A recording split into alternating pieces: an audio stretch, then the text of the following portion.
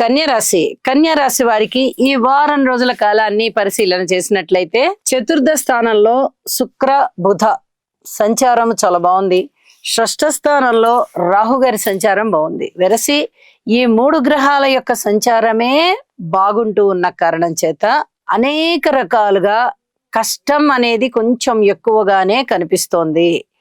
ఏ విధంగా కష్టం కనిపిస్తోంది?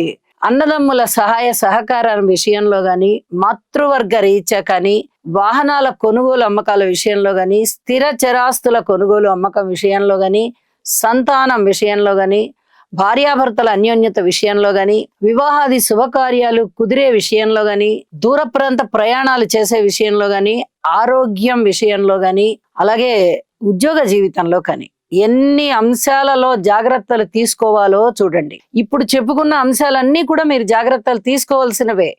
ఏమాత్రం అశ్రద్ధ చేసినా ఏదో ఒక ఇబ్బంది అనేది కనిపిస్తూ వెళ్తుంది, మీ మనస్తాపానికి కారణమవుతుంది.